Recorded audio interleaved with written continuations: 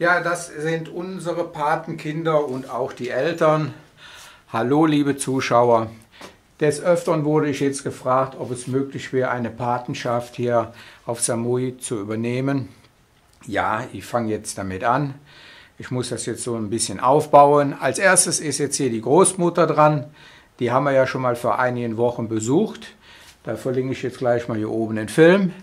Oma und die Kuscheldecke hieß dieser Film. Und sie lebt ziemlich spartanisch und will auch gar nicht. Sie wollte auch ja die Matratze nicht haben.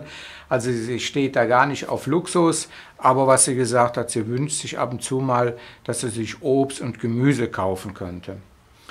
Ja, damals habe ich ihr was Bargeld gegeben und das hat sie auch gleich in die Tasche reingesteckt. War richtig süß.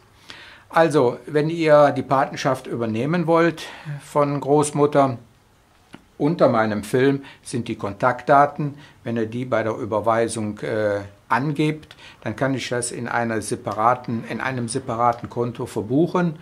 Und dann ein- oder zweimal, wenn ich unten in den Süden von Samui komme, da werde ich der Oma dann das Geld geben.